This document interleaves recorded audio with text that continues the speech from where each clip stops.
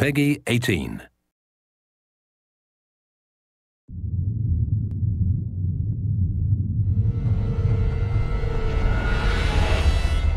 Hey everybody, Zachary Levi here in downtown San Diego at Comic-Con, more specifically at Nerd HQ, which is the epicenter of all things Tomb Raider. The anticipation is building as the team from Crystal Dynamics continues to say that this could be the game of their careers. Today we're going to dig a little bit deeper into the story with some of the key writers and designers who are brave enough to tackle the origin stories of Lara Croft. These are the final hours of Tomb Raider.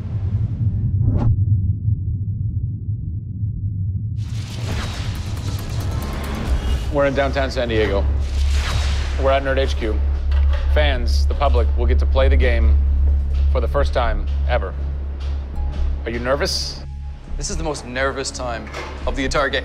This is huge for us. This is the first time we're giving anybody the opportunity to put their hands on the game. It's not finished yet. It's hard to send it out into the world like that. It's a little young, it's a little fresh. When you put it in the public's hands, you're getting a very raw, unfiltered, like, hey, this is what we love and this is what we don't. You'll start to read about it now. You'll start to see it online. You'll start to get people's perspectives.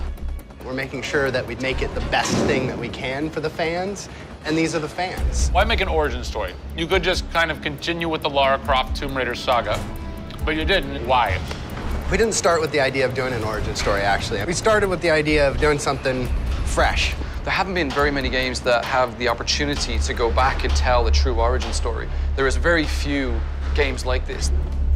In the history of the Tomb Raider franchise, there has not been a female lead writer until now, Rhianna Pratchett. For me, I didn't think of it like we needed a female writer to do that. Rhianna just nailed it. Rhianna Pratchett. Yep. Does it take a woman to know a woman? It probably helps, but I don't kind of think about it as much as everyone else does. So I tend to think of myself as being a writer first. There is some of me in her, absolutely. She's very bookish, she's very in her head. I went to public school, I actually learned archery. Camilla did as well, I heard. We bring up our ladies properly. And I genuinely studied Egyptology. I wanted to be an Egyptologist. No way. You know, I've always been a huge fan of kick-ass females. I mean, I grew up on Terminator and Aliens. Yeah. You know, fighting aliens in the future. I thought that was what girls did. It's great to be here at Comic-Con. This is my first time. People are really responding to this kind of new Lara. The fans have been great. They've been very supportive. I want to kind of live up to their expectations. I grew up going to fantasy and science fiction conventions. Now here I am looking at a Tomb Raider poster on the side of a building for a Tomb Raider game I have written. Can't quite process that, but it's very cool. Lara's actions affect her character and her emotional state, and so the first kill for us was a big thing.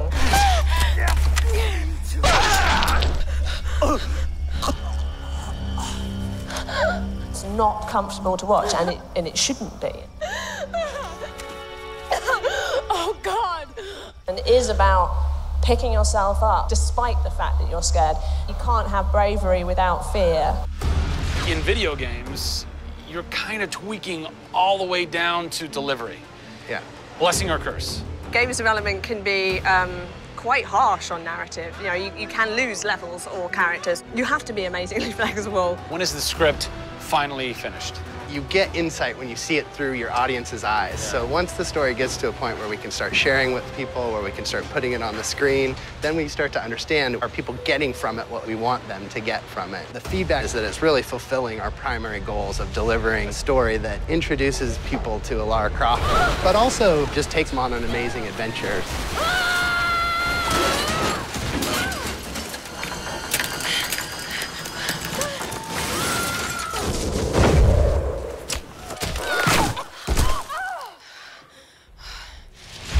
John Stafford, you're kind of the dialogue typist, word monkey. The words that you've been speaking for so long Yes. are from this everything man. that I've been through that's been extremely emotionally draining and painful, I have him to blame for. So we'll have words later about it. What were the challenges stepping into the heart and mind of a character like Lara Croft, who we've known for quite some time? Yes. Players' expectation is. You want to just jump right in, guns blazing? Controller, I'm awesome. I'm awesome. We want that. That's what video games basically allow gamers right? to feel. I am awesome. Challenge for me is to show her vulnerable. We're shipwrecked on an island inside the Dragon's Triangle. Still have a very playable game, but also show real emotional character. It's very difficult to do that in game. Please come and get me. You can do this, Lara.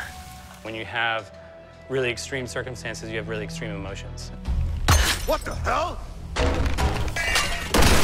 hide from me, outsider! It's all about her survival.